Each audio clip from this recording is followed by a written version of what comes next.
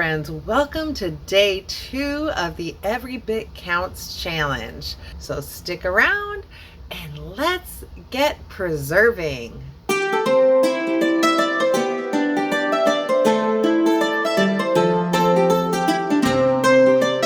Don't forget to like and share, give it a thumbs up and subscribe, as well as check out the hashtag EveryBitCounts challenge for other homesteaders and preservers that are participating in this pantry challenge.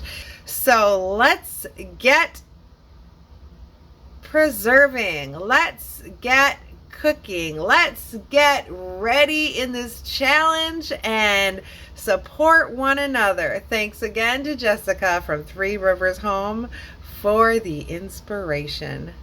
Today I picked up quite a few chickens from the farm down the road. And so what I'm going to do is I'm going to start processing them in my roaster. I'm going to slow cook them and get the chicken processed, make some bone broth, and then I'm going to take the meat off and I'm going to make some food with the chicken. Maybe make some casseroles and things like that.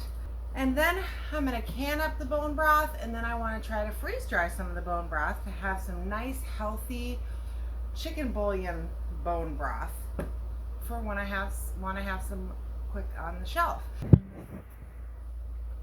I'm not brave enough, nor do I have the utensils to butcher my own chickens.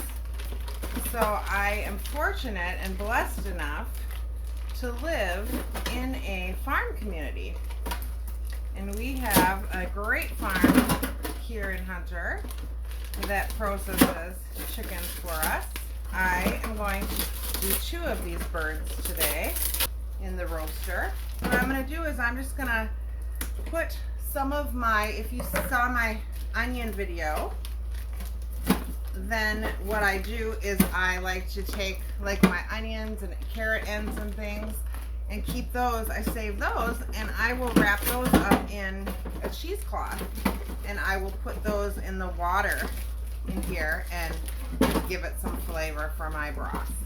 So I'm just going to put those in here with these whole chickens, and I'm just going to slow cook these overnight.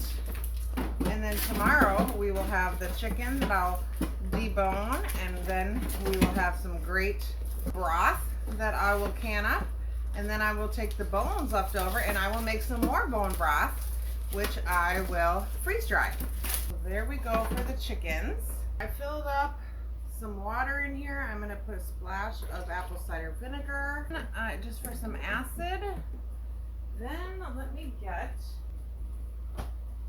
alright, so here I have some onion ends, some celery ends, and I'm just going to put these in some cheesecloth.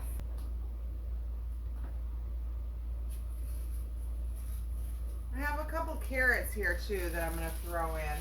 Organic carrots. I'm literally just going to throw them in whole. And I have some celery that I'm going to use for my casserole. But what I'm going to do is I'm just going to chop off the end. This end piece here. And I'm going to put it in the cheesecloth with. So right here I just have this in here. And I'm going to tie this up and put it in my roaster.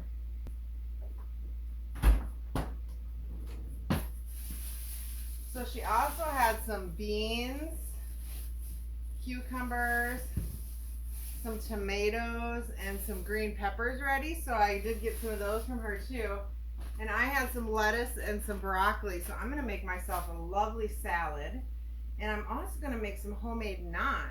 So I will show that, how to make some easy, quick homemade naan. It's super hot out, so if you guys are looking for some no-bake bread that's super easy, I also have some leftover split pea and ham soup that I'm going to can up with the rest of this, with this broth as well. So I'll probably have that for supper later. some soup, and I'll make some naan, and I'll show that in a video too, because I will use the leftovers. So see, I just tie this up, and then I just plop this right in here, and then I'm gonna put some pepper, black pepper, and some salt, my pink Himalayan salt. Now I am gonna order, I know Anna from Fermented Homestead found this salt she's been ordering, and I'm gonna wanna, she sent me the link, so I'm gonna try that salt. I'm getting low on my Himalayan salt, so as soon as I'm done with this, I have one more fill up. I'm going to order the salt that she's been using because she's been really happy with it. So she does a lot of fermenting, and she's been using that for her ferment. So I'm going to try that. So I'm going to do that. I'm going to add a little garlic in here too, because I put garlic in pretty much everything.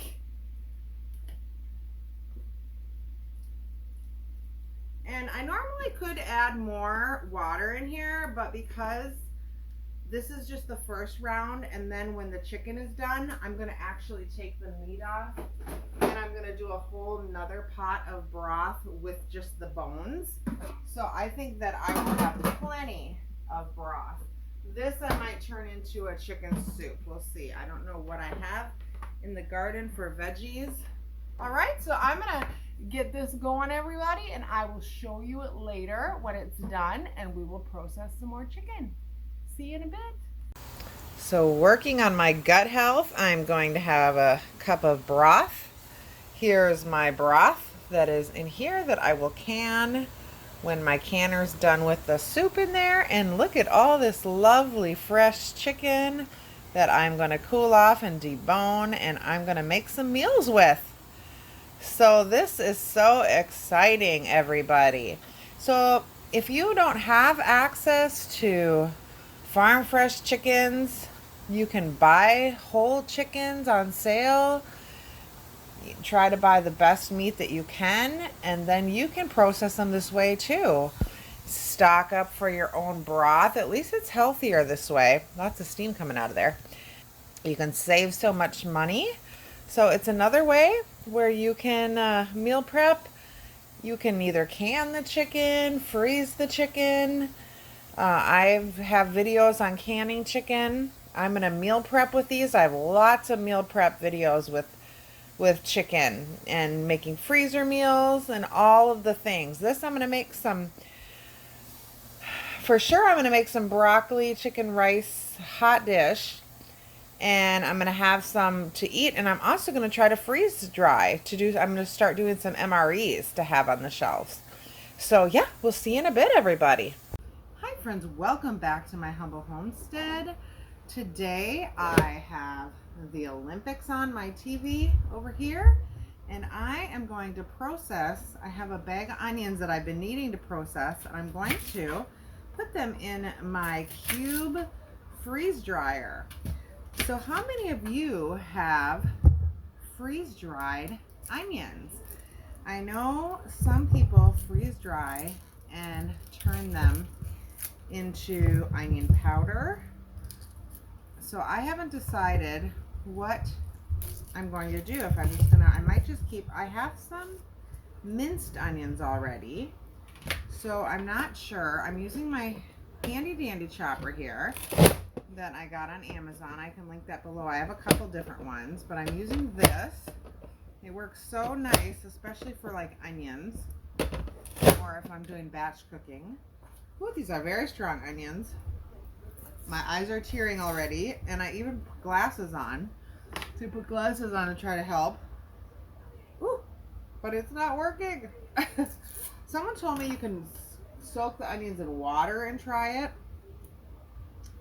That was actually a tip. I might do that with the next one, but I'm already crying, so I'm not sure if it's going to work. So we will see.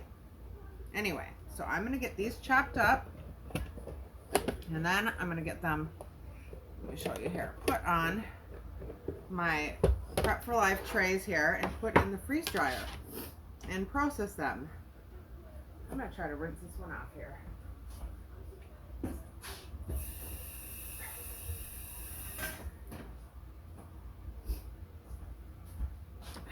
All right, so let's see if that does anything for us. The water on the onion. Whew. Well, I tell you, that's one way to get your nose clear. And then these ends and stuff, what I do is I put them in a baggie and I use them when I make broth. So I do this with my carrot ends and my celery ends and my onion ends. So let's see what I have here for the first batch. Take the tray out. And we'll just spread these out. So I should have enough to definitely do 4 trays of onions today. And I was worried about the smell, but someone told me you can also freeze dry some bread afterwards, and that will just absorb all the smells in the freeze dryer. So this is what I'm going to do today. I'm going to get these going. I'm just going to chop them. Right now I have women's beach volleyball on for the Olympics. So what a perfect way to get some things done. So I'm just going to continue to chop, watch the beach volleyball while I do it. Hopefully I won't sob hysterically through it with these onions. I'm going to try to rinse them off with the water and see if that does make a difference. I will let you know. I'm going to be doing a home hack video soon, and that was one of the hacks I was going to talk about. So I'm going to try that, and I'll let you know if it works. See you in a bit.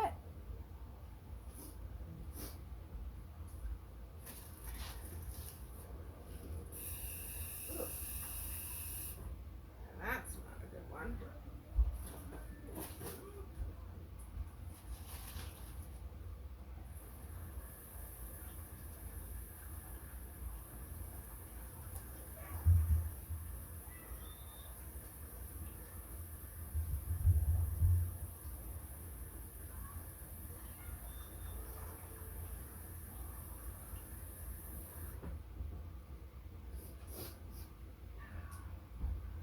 All right, so this is a home hack for an onion.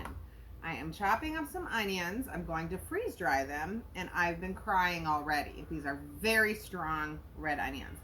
So for the hack, I ran it under some water, and it's supposed to help you not tear. So let's see if it works. So I'm going to cut into the onion here, and so basically I cut them in half and half, and when I really start crying is when I take the skin layer off. So let me see if that's going to help.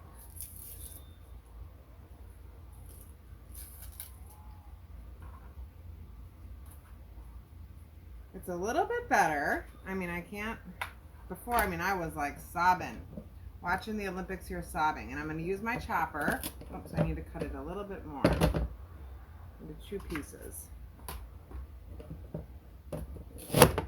Okay, so far I think it's actually making, oops, I don't have this back on there.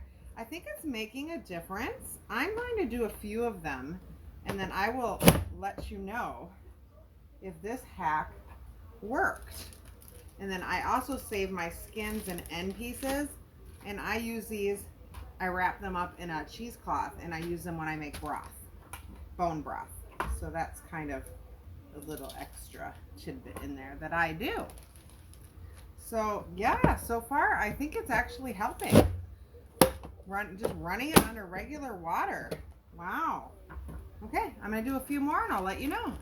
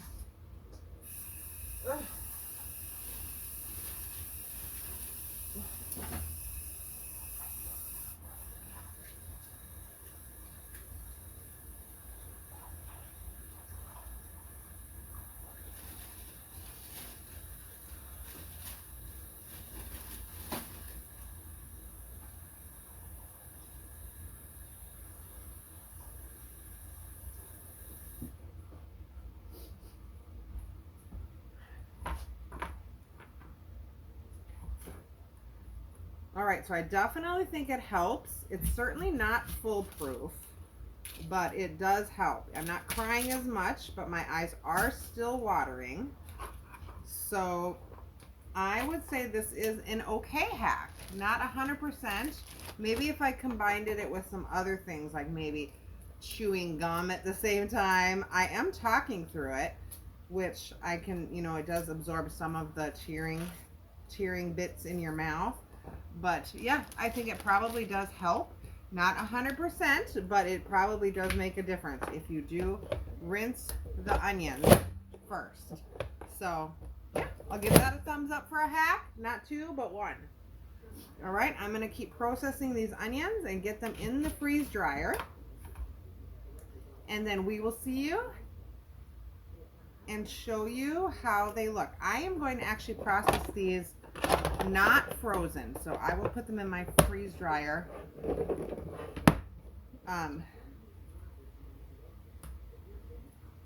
Thawed. So they'll probably take a little bit longer, but we'll see how long they take, and I will show you when they're done. Thanks so much, everyone. See you in a bit. I had requests on how I make my yogurt without a starter. I first process my milk.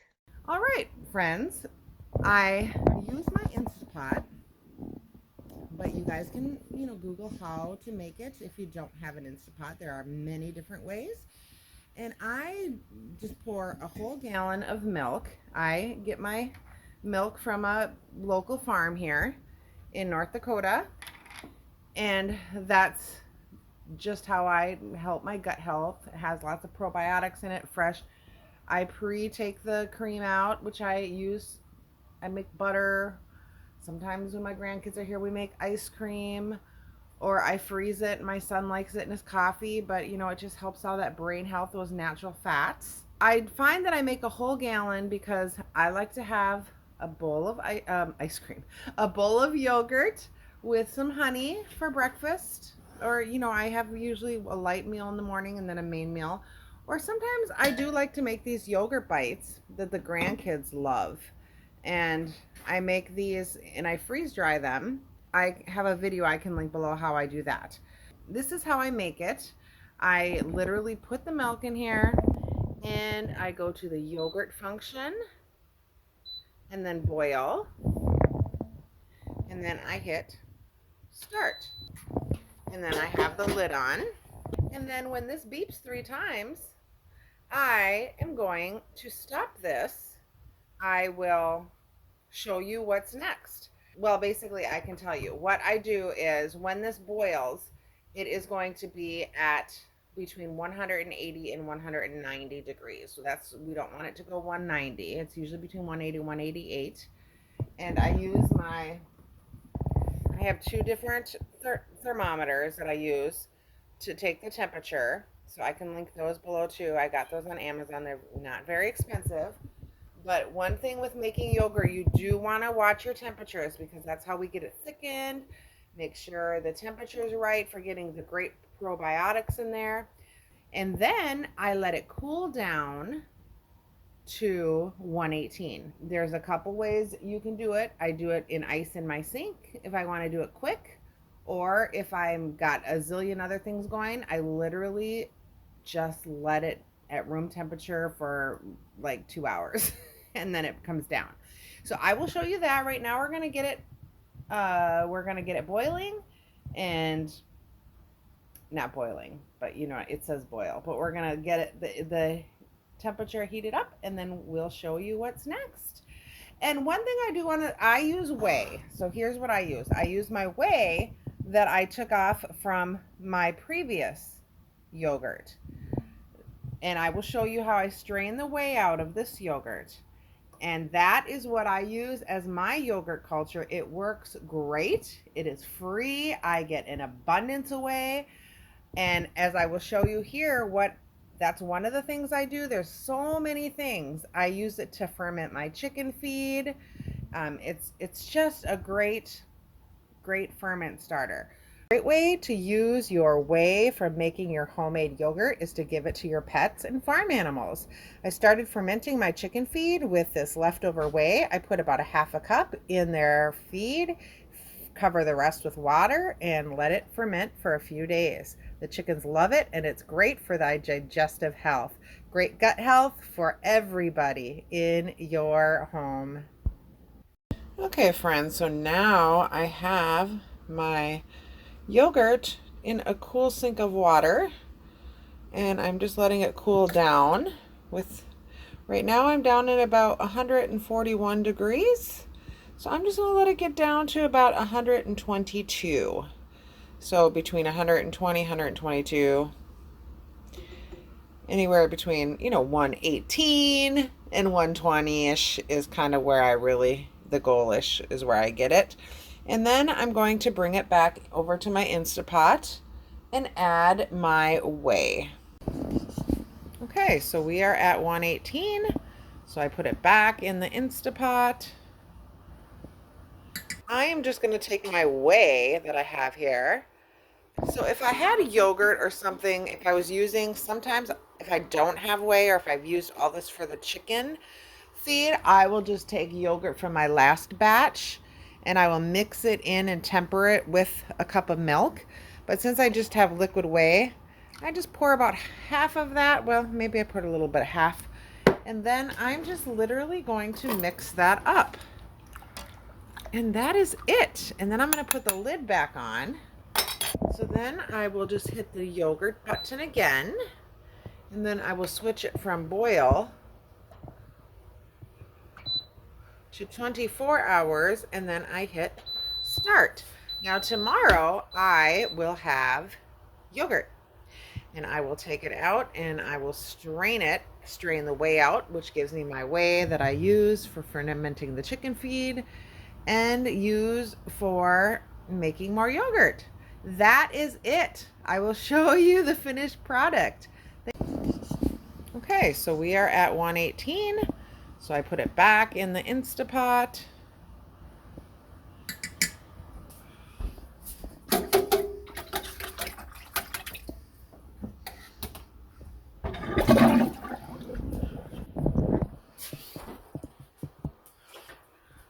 And then I am just going to take my whey that I have here and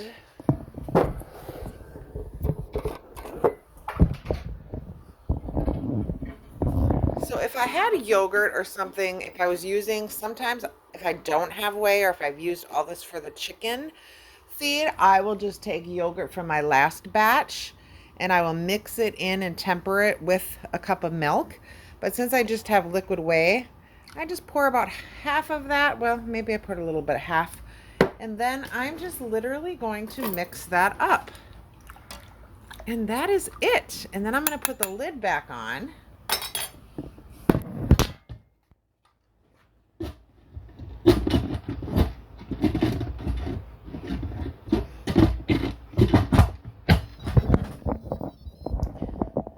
So then I will just hit the yogurt button again.